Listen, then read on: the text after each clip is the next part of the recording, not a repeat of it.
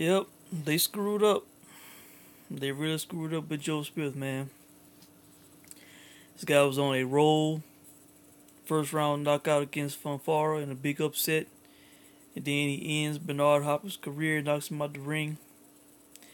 And at 27 years old, they put him in with a 35-year-old Sullivan Barrera who was not over the hill, who was more experienced, still a prime fighter. I guess they thought he had a poor performance against Paul Parker. He knocked out Paul Parker. And they put him in there with that guy, and Joe Smith had the first round knocked down. He hit him on the forehead, knocked him down. It looked kind of bad for Barrera. Joe Smith showed inexperience. Joe Smith, when he got the knockdown, he ran to the corner and jumped up on the bottom rope and was celebrating to the crowd, which was a kind of a rookie move. It was premature. Again, this is why I said, build this guy slowly, get him more experience as the other guys get older.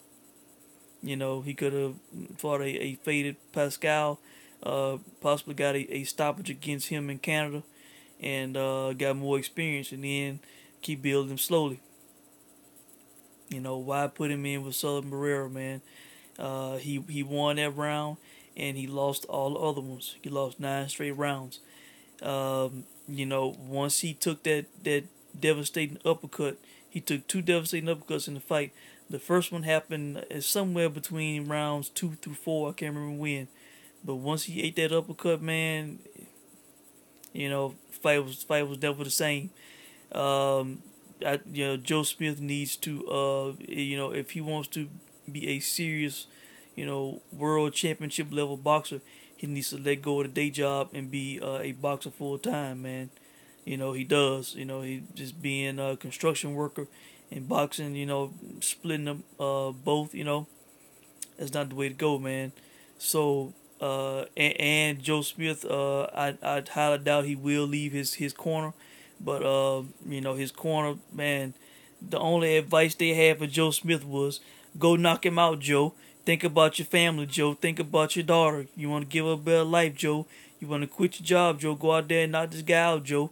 Like, that was the only thing they were saying to the guy. The guy seemed to have, they could sense that he was having low confidence, that he had gotten down. And the only thing they could say to the guy was go out there and knock him out. That was the best advice they had for Joe Smith. It seemed very amateur, very rookie-ish. And they said that the corner had been with him for 10 years. So, I don't know if his loyalties are probably going to stay in place. He's probably going to try to stick with those guys. Man, he needs to leave those guys. He needs to leave construction behind. He needs to go into boxing full time. He needs to get with a big time better trainer, because he just, he looked a bit exposed, man. He just looked like a guy, a power puncher with no boxing skill. That's what he looked like. The guy just going for home run shots. It was too much too soon. Even though he beat Funfar and faded Hopkins, they should have been slow with Joe Smith, man. And they fumbled a piece of gold they had, star boxing. Bad matchmaking. Should have moved the guy slower, man. Put him in there with Pascal, and then, picked another guy. Winnable fight. So from this point on, I think, toward the end of the year, or maybe not even that long. Let's see, this is July. Give the guy a break. Let's see, in September. Yeah, I say by December. By December, give Joe Smith another fight, a winnable fight, a fight where he is a big favorite. Something we can get some confidence in, get another knockout, and see where he goes from there. As far as Sullivan Barrera, I'm expecting him to fight Kovalev next. He is still with Main Events. He's been fighting on HBO. Kovalev needs a comeback fight, and Barrera would be the place to see where he is. That'll be an in-house fight for Main Events, and Kovalev would have a chance at a knockout against Barrera because Barrera does hit the canvas.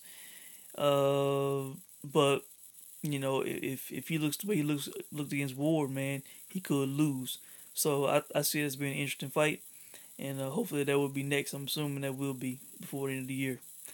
So that's it. If I missed anything, I'll leave a comment in the comment section. And you guys take care. Thanks for watching.